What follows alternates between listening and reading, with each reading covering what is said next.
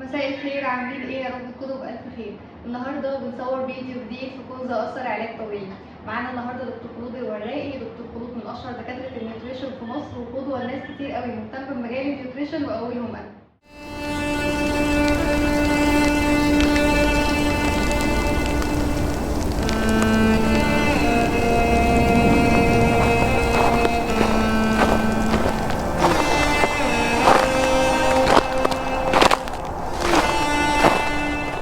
ازيك يا دكتور، عامله ايه؟ ازيك عامله ايه يا دكتور؟ اخبارك ايه؟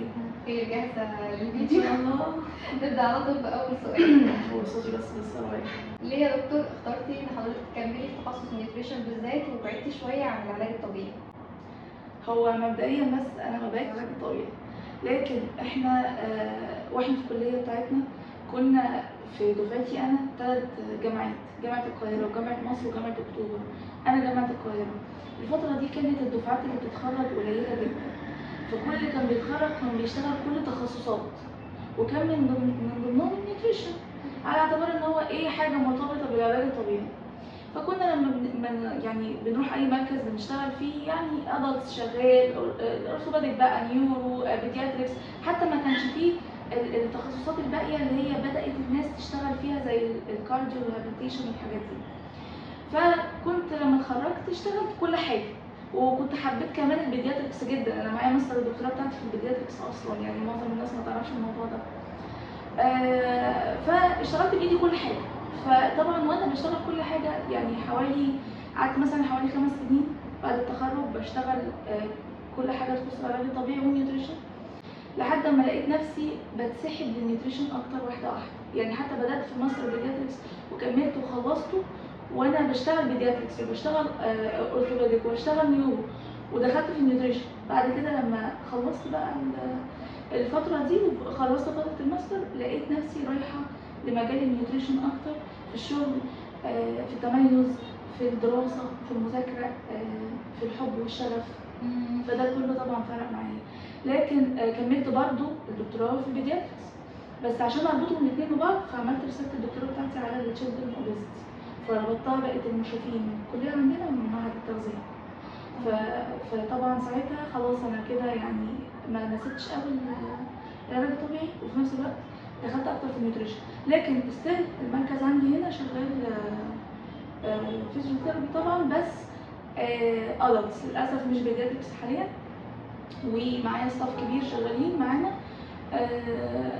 اورثوبيدك ونيورو، وانا مينلي اكتر في موضوع النيوتريشن، لكن ما سبتوش لان المركز ما شاء الله مجهز لاكتر من حاجه، فصعب قوي ان انا اخليه مينلي لحاجه معينه، يقدر يبقى اكتر من كده. ومعايا دكاتره كمان بيقدروا يشتغلوا في الفيزيوثيرابي.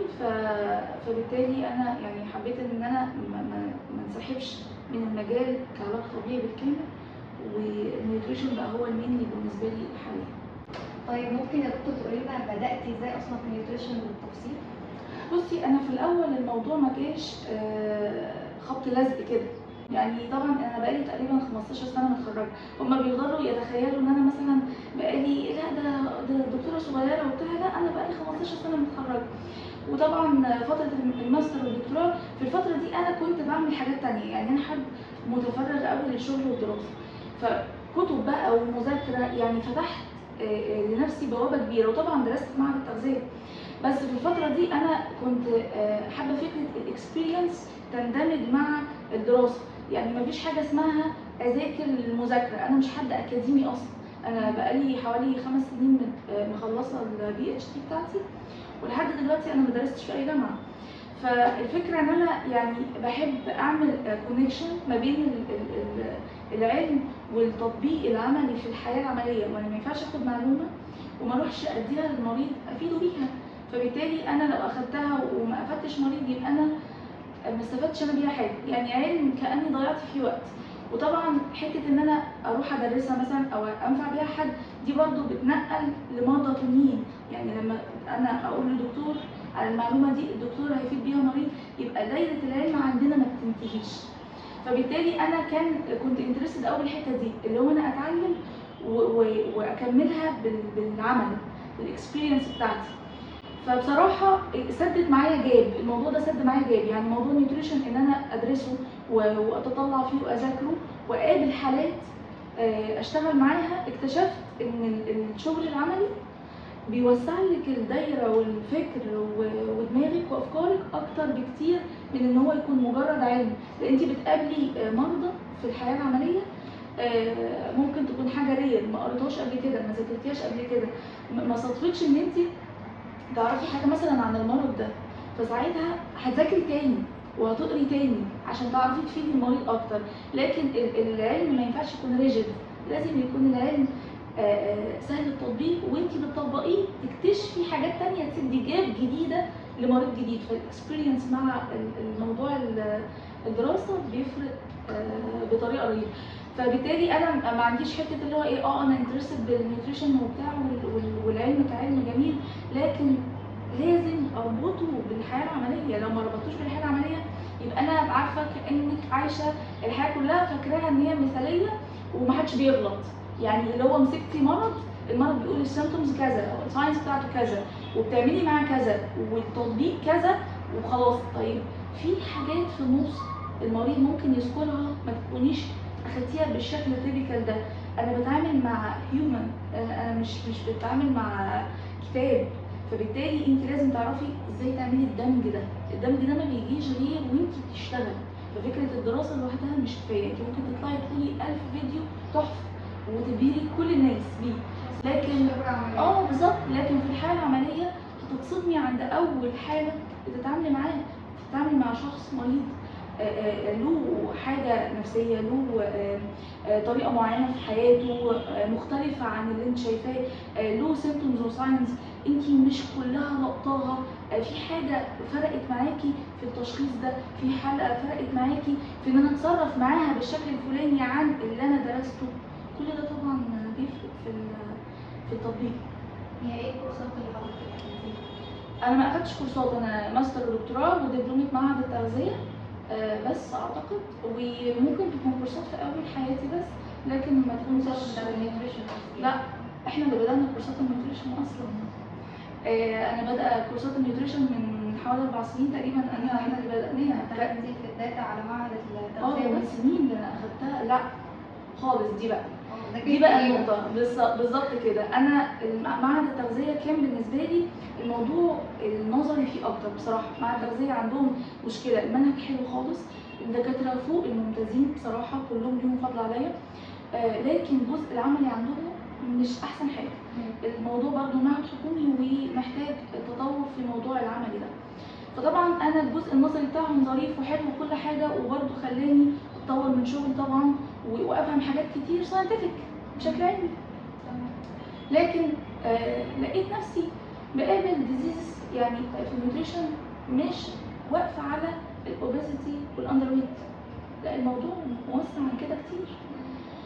وبعد فتره لقيت دكاتره بيبتدوا يتداولوا اسئله على جروبات بقى علاج طبيعي او جروبات ايا كان، يعني على مثلا انا جات لي حاله بتغسل كلى مثلا، والدكتور عايزه تخس، فانا مش عارفه مثلا اخسسها ازاي، والدكتور مانع عنها الميه. فالدكاتره ردودهم اللي هو ايه ده منع عنها الميه ازاي؟ الدكتور كده الميه دايت لا ومش بس ده، الميه هي بتغسل الكلى، هو الدكتور كده فاهم. فطبعا الاجابه دي تقريبا تقدري تقولي مثلا بنسبه 95% من الاجابات كانت كده. فانت تتصدمي من الاجابه، لان الحاله دي لو شربت ميه زي ما هم نصحوا ممكن تموت في اقل من شهر، لان ساعتها الرئه ممكن الميه تغرق الرئه وخلاص الموضوع انتهى على كده. فلما لقيت الاسئله موسعه قوي كده، واللي يسال على اجهزه، واللي يسال الجهاز ده ايه رايكم فيه، واللي يسال على كذا، فلقيت ان الموضوع زي ما تقولي الجروبات عارفه كانها نصايح مش علم. حتى الدكاتره نفسهم مش ماشيين بشكل ساينتفك يخليكي تحسي ان انت لا ده فعلا الناس دي درست فاقدر اعتمد على علمهم.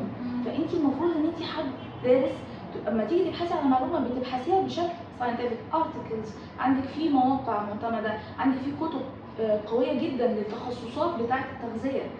ازاي اعتمد على راي جمهور ناس ما درستش تغذيه؟ فبالتالي ده شجعنا ان انا اوسع مجالي شويه، ما يبقاش الموضوع نظري، لا انا هفتح اكتر من كده. خلاص مرضى بقابلهم جداد، حالات مختلفه، امراض انا لو دخلت فيها، يعني في امراض مناعيه لو انت دخلت فيها بشكل تغذوي نسبه الاعراض بتاعتهم بتقل بشكل ضخم. يعني انت بتبقي اقل من شهر بتلاقي الحاله قدامك اتحسنت جدا، ان كانت في الالتهابات بتاعتها قلت، ان كانت في ادائها، في حركتها، في جسمها، نفسيتها، كل ده بالاكل. فانت بتبقي مش متخيله ان هو احسن من 1000 علاج ممكن تاخديه. فطبعا انا يعني ايه بصراحه، هو مع التغذيه كان تقريبا من سنه بيدرسوا حاجات وبيشيلوا حاجات، يعني الجزء اللي هو له علاقه بالديزيز مش بيروحوا له قوي، يعني ممكن بيشرحوا الهايبرتنشن، الديسليبيديميا، الدايابيتس تايب 2، لكن الباقي مش قوي. فطبعا انا لقيت روماتويد ارثرايتس، قابلت حالات ذئبه وحالات، انا قابلت حالات كتير قوي. فلما تيجي تقابلي الحالات دي، طب الحالات دي هتتعاملي معاها ازاي؟ هتديها نظام اكل غذائي اللي هو تخسسيها ولا بالظبط. انت هنا في الاول وفي الاخر بتقولي ايه؟ ثيرابيوتيك نيوتريشن. فما ينفعش ان انا ادي ثيرابيوتيك نيوتريشن وانا اللي هو ايه، خد ورقه اهي خد خس. خس احنا كده بتهزري. فانت بالنسبه لك دي تغذيه علاجيه. فانت لما بتيجي تشتغلي مع حاله يعني حته السمنه والنحافه هي فعلا هو ريليتد لينا اكتر، الاوبيزيتي والاندر ويت، وان انا الشخص ده يخس عشان خاطر لو عنده حاله مثلا اوستيو ارثرايتس طبعا، ودي حالات شائعه عندنا جدا في العيادات. بس تخيلي حاله اوستيو ارثرايتس ده مثلا لما بتيجي تديله نظام اكل، الدكاتره بيميلوا ان هم يخسوهم بسرعه، والصح اصلا ان هم ليهم نظام اكل معين عشان الالتهابات اللي عندهم تقل، عشان خاطر الكارتليج ما يحصلوش ديستراكشن. في اكلات معينه بتحافظ على ان الكارتليج دي ما يحصلهاش ديستراكشن، وفي اكلات ثانيه اسمها مثلا النايت شيت فاميلي، دول بيساعدوا ان الديستراكشن يبقى اسرع. فتخيلي ان نظام اكل ممكن يحافظ لك على الحاله ويخلي البروجريشن بتاعها عالي مع السيشنز بتاعتك اللي انت بتديها. فطبعا ده ايه اللي يخليك، طب ما انا اختصر على المريض بتاعي مسافات.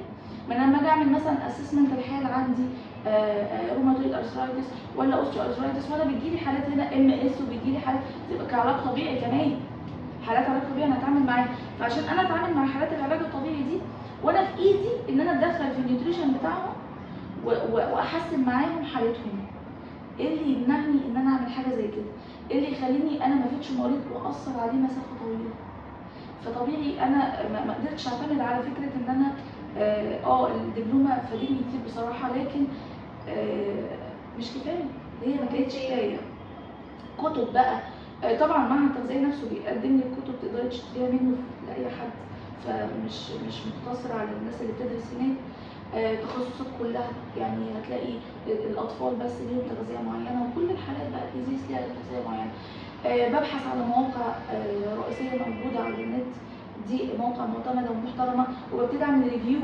يعني انا لما جيت شرحت الصيام المتقطع في الكورسز اللي انا بديها، جبت ريفيو كبير، مقارنه ما بين ابحاث حصلت كتير عشان تطلع بحاجه سترونج اقدر اقدمها، وانا عارفه ان انا بقدمه ده اقدر اعتمد عليه. مش هقول مجرد ان هو ده بحث اتعمل، اصل انا لو على البحث اتعمل انا ممكن اقول لك بحث انت تقولي لي ضده بكره، يعني هتجيبه لي تقولي ايه لا على فكره انا البحث ده بيقول كده، طب انا عندي بحث ضد البحث ده. لكن لما تعمل ريفيو على عدد ضخم ده بيخليكي تقدري توصلي فعلا اقدر اعتمد على البحث ده، لانه عمل مقارنات ما بين ابحاث كتير، فلاقوا في الاخر الكونكلوجن بتاعه كذا بتاع البحث ده، فوصلك للي انت عايزاه.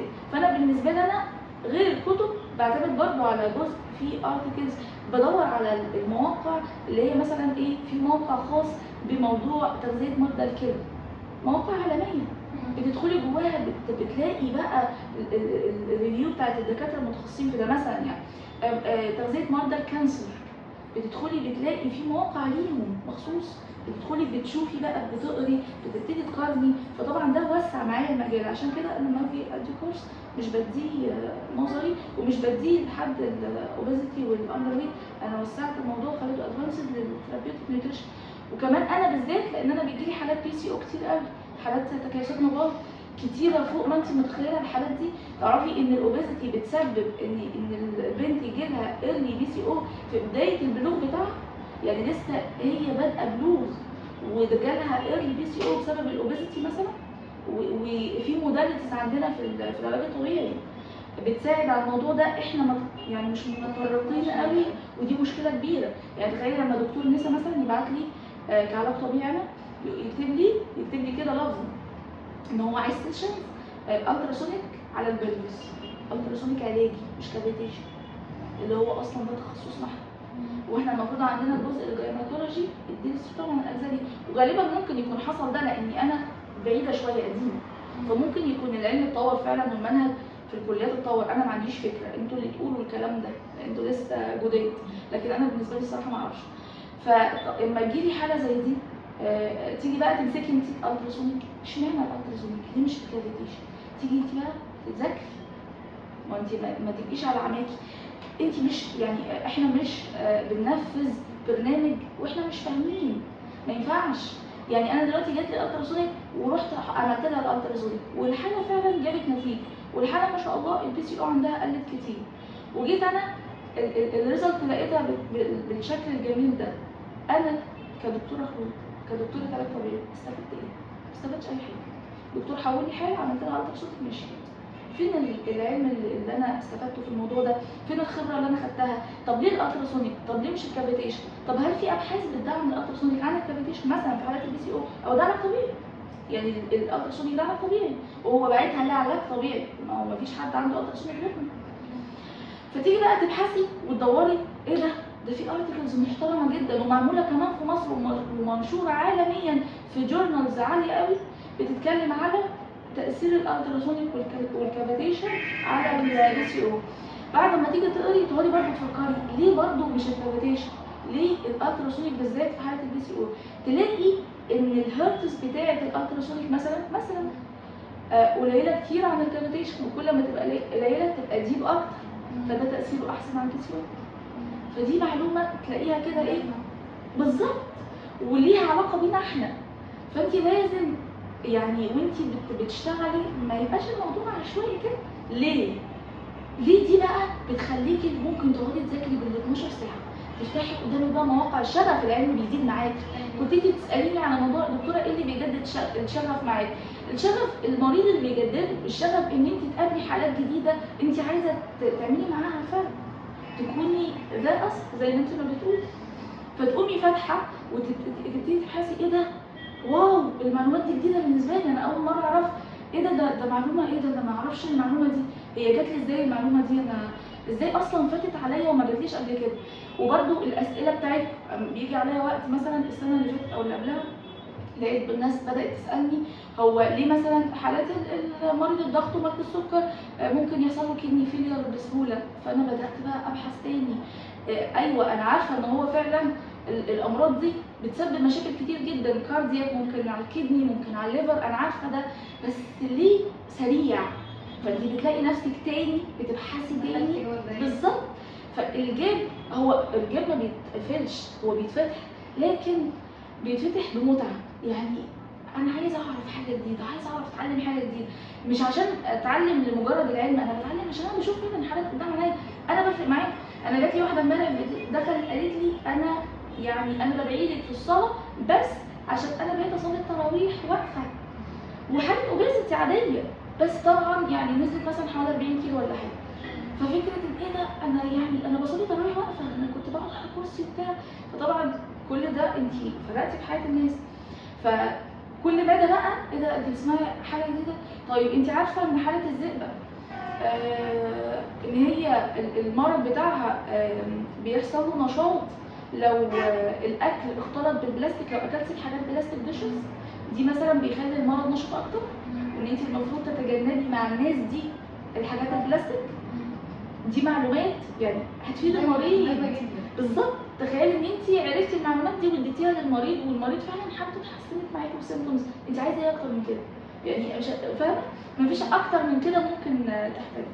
فطبعا انا بالنسبه لي الاجزاء دي كلها خلتني لا طبعا عندي شغف. انا بقالي سنين بذاكر بس، يعني اللي هو كل ما اقابل حاجه اذاكر، كل ما ادي كورس اذاكر، الكورسز نفسها ممكن الاقي فيها اسئله بتفتح لي مجالات جديده اذاكر اكتر، كل كورس اطوره عن الكورس اللي قبله بسبب ان انا بلاقي حاجات اكتشفها جديد، فليه ما اذاكرلهاش تاني وهكذا بقى. فانا ماشيه في الاتجاهات دي كلها. من وجهة نظرك ازاي الواحد يعرف ان هو مختار الطريق الصح، ان هو ناجح، ان هو ماشي صح؟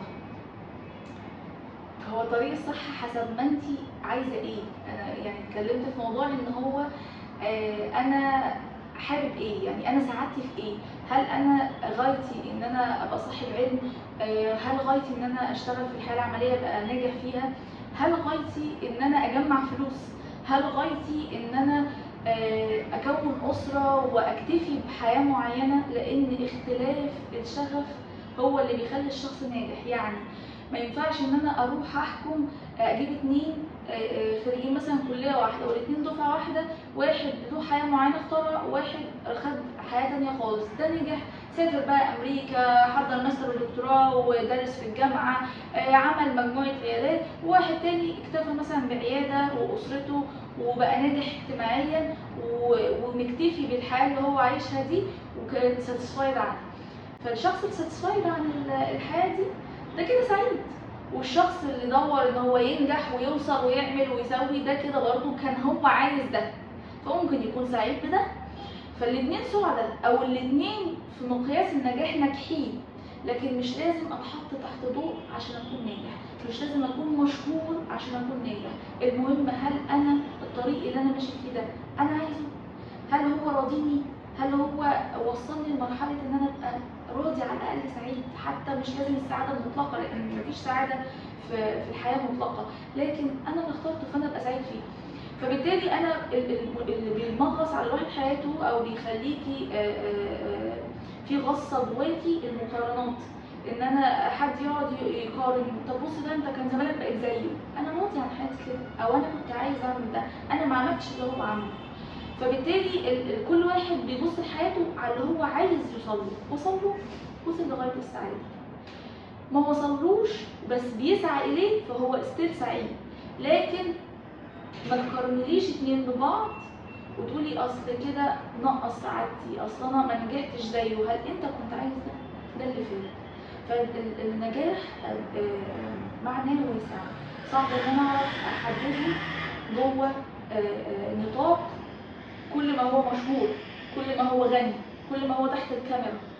لا، النجاح هل انا راضي عن الطريق ده؟ هل ده الطريق اللي انا عايزه امشي فيه؟ كده انا وصلت للي انا عايزه. طيب ايه النصيحه اللي حضرتك حابه تديها للدكاتره المهتمه بمجال النيوتريشن؟ مالكش دعوه بالسوق عشان ده مهم قوي. السوق سيء جدا. السوق بقى في كل الناس، مش دكاتره بس اي حد مش دكتور بقى يطلع يتكلم في التغذيه. ادرس صح وطبق صح، لان الموضوع ده هيفرق معاك قوي وهيفرق مع المريض بتاعك جدا. ما تجازفش مع مريض باي نظام اكل مشهور، لان ده هيفرق معاه في صحته وهتتسال طبعا قدام ربنا في حاجه زي كده. خلي بناك دايما بنى صحيح. ما تعتمدش على موضوع الترندات، يعني ما تلاقيش نفسك ان انت حد ربنا مديله قبول ويقدر ينتشر بفيديوهات بقى كانت تيك توك ولا انستجرام ولا فيسبوك ويستخدمها في ان هو يطلع يركب الترند زي ما بيقولوا. فيقوم يستخدم المعلومات اللي هي شاذة شوية، اللي هو ايه مش عارفة لا السكر ده منعه وبيجيب كانسر تلغيه من حياتك، مش عارفة اللبن ده أبشع حاجة في الحياة، وبيطلعوا ترندات غريبة جدا. فقبل ما تاخد اي معلومه او لما تطلع اي معلومه للجمهور لازم تكون قاري عنها بشكل ساينتفك عشان هتتسال فيها قدام ربنا، لان الناس هتتبعك كتير في المعلومات دي. فبالتالي انت لازم يكون عندك حته العلم بتدور فيه، مش موضوع شهره او نجاح فقط. لا، ابني النجاح على اساس ما تخلوش زي عامل زي اللي راح بنى 10 ادوار وما كانش له اساس من تحت، ممكن يتهد بسهوله جدا لو قعد مع اي حد او قابله حاله هو كان السبب في ان هو يبوظ لها حياتها او صحتها بسبب طريق اكل سيء، او ان هو ماشي ورا ترندات معينه ليها علاقه بالعلم الخاطئ اللي هو اصلا اساسه مش حقيقي. وتلاقي نفسك في الاخر ورطت نفسك وورطت المريض معاك، وبتبتدي تعيد بقى البناء من اول وجديد بعد اما اديت باك جراوند معين خاطئ في العلم ده. فانت دكتور يعني اتعلمت صح، او بمعنى اصح درست، مش ماشي بتدور على اي كلمتين تقولهم عشان تشتري. طول ما انت دكتور استخدم الكلمه دي صح، اتعلم صح، ذاكر، ادرس، لكن ما تروحش تشتغل على حاجه هي وانت مش مالهاش اساس عندك، مش بانيها على اسس حقيقيه او على اسس ساينتفك اكتر يعني. حضرتك شايفه ميزه العلاج الطبيعي رايحه فين؟ طيب، موضوع العلاج الطبيعي ومهنة العلاج الطبيعي، لأن هي يعني إيه، في مشكلة فيها نقدر نستخدمها كميزة وكعيب يعني. احنا طبعا الكليات دلوقتي بقت حاجة و30 كلية على ما أذكر، أنا معرفش هي وصلت لرقم قد إيه دلوقتي. معنى كده إن العدد بقى ضخم جدا. الكلية كانت على أيامي 5 سنين، بقت دلوقتي 6 سنين. الكلية منهجها بدأ يزيد عن ما كنت أنا أخدته. الكلية مجالاتها بدأت تتوسع. أنا بقيت أقابل ناس بقوا مشغلين في حاجات ما كنتش يعني كنا بندرسها بس ما كانش حد شغال فيها. يعني بقى دلوقتي دكاترة علاج طبيعي شغالين في صحة المرأة، في الكاردياك ريهابيليتيشن، شغالين في الاي سي يو، بقوا عايزينه. يعني احنا كده في ناس فينا كتير شغالين في الاي سي يو، لكن حد اللي يكون انترستد ان دي بقت شغلته الاساسيه او ده بقى التخصص بتاعه، دي ميزه تحفه جدا. بس عيبها ايه بقى؟ اولا انها مش منتشره خالص. يعني اللي شغالين فيهم قليل. في ناس متخصصين بس مثلا في الهيدروثيرابي، بس شغالين في العلاج المائي بس. فالحاجات دي كلها المفروض ان هي موجوده. اما اجي اتكلم مع دكاتره لسه متخرجين او في السوق، بيبقوا مستغربين ان الحاجات دي كلها تخصنا. يعني في ناس مثلا شغالين في الليمفيديما بس، في ناس ما تعرفش ان ده تخصصنا وان احنا بس اللي بقينا قايمين بيه في مصر. فبالتالي عدم انتشاره بيخلي لسه التركيز لحد النهارده على الاطفال والاعصاب والعظام. وطبعا جزء النيوتريشن لان في ناس كتير اشتغلت فيه دلوقتي. طيب والباقيين دول المجال متشعب. طب انا استفيد بده في ايه؟ ان انا عندي كليات كتير وعندي محافظات كتير، كل الخريجين مركزين اكتر على القاهره لان الوعي فيها في العلاج الطبيعي عالي، وكل الخريجين مركزين اكتر على قسم الاطفال والاعصاب والعظام ومعاهم النيوتريشن. طيب يا جماعه بقيه التخصصات فين؟ وبقيه المحافظات فين؟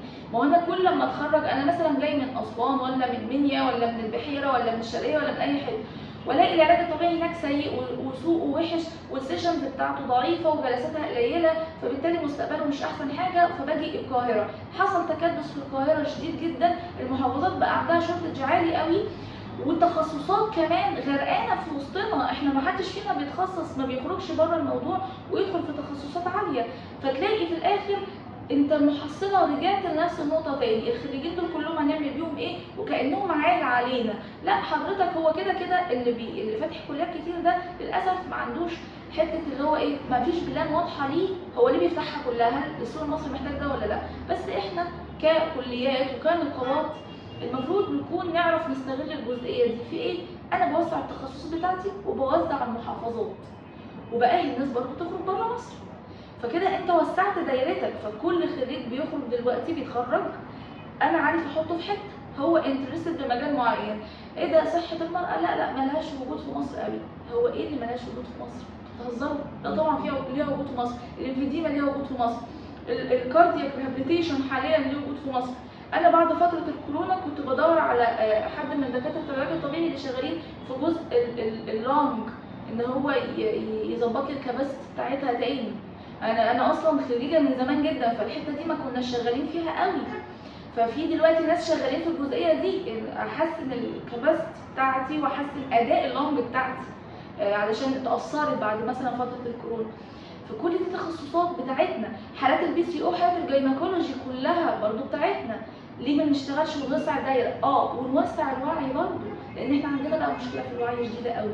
الموضوع ده ما بحبوش، ان كل اللي بيطلع بيتكلم في مجالات معينه، ومفيش مثلا النقابه او الكليات تبقى مسؤوله مثلا عن برامج معينه تصرف هي عليها وتزود الوعي عند الناس، وتبتدي تظهر التخصصات دي، بحيث ان الحاجات دي لما تدخل المحافظات وتدخل مصر كلها، تتوزع على مصر كلها. فده هيخلي الناس تبقى خلاص خدت وعي العلاج الطبيعي عباره عن ايه، تخصصاته ايه، ويبتدوا يلجأوا لنا بقى حقيقي.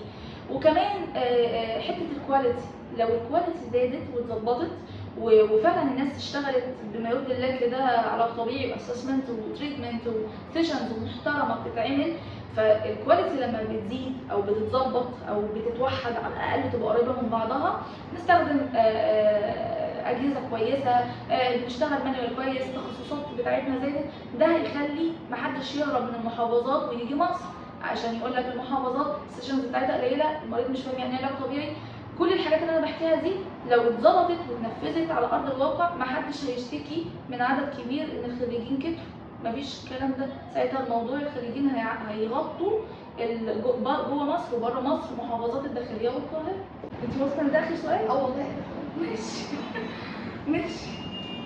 تاني يا جماعه الفيديو ده السؤال ده اتلكت لي المره الخامسه او السادسه، كل ما بنصور نفس السؤال الموبايل بيقف وما بيصورش. يا دكتور نعمل ايه في فترات الشغف فترات فقدان الشغف والاحباط واليأس، والفترات اللي احنا بنبقى مش عارفين نعمل مش عارفين نعمل فيها ايه، مش قادرين نكمل. طبعا حضرتك اكيد مريتي بفترات كتير، فقلنا نخرج منها ازاي؟ طبعا كل واحد فينا جه عليه فتره ان هو وقع فيها، وطبعا انا الفترات اللي انا وقعت فيها دي كانت كتير جدا. يعني كنت مش هكمل الدكتوراه، كنت مش هكمل المركز ده، وفي حاجات كتير انا ما كنتش هكملها في حياتي. بس طبعا الاول اللجوء لربنا ده اول حاجه. تاني حاجه لازم ان انت تكون شخص قوي داخليا، تبقى عارف انت عايز ايه، تبقى عارف ان انت ماشي في الطريق ده انت فعلا عايزه ولا لا، تفتكر الحاجات اللي انت وصلت لها علشان الحاجات دي بتفكرك بالنعمه اللي انت موجود فيها دلوقتي، او بتبسطك على الاقل، او بتخليك تعدي اللحظه السيئه اللي انت عايش فيها دي، فما تقعدش تفكر في الحاجات السيئه. لازم تاخد هدنه وتتعلم الحته دي خالص. استراحه محارب لازم تاخد هدنه، ماشي، حتى لو طولت شويه مش مهم، بس انت محتاجها، وادام محتاجها لازم تاخدها.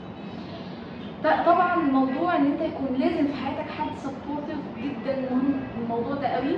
لو الحد ده مثلا اخ، اخت، ام، اب، صديق او صديقه، زوج او زوجه، طبعا حد لازم يكون موجود في حياتك تظهر قدامك ضعفه، تظهر قدامك ضعفك قدامه ضعفك، تظهر قدامه ان انت محتاجه، تظهر ان انت بتمر بفترة صعبة محتاج الدعم ده.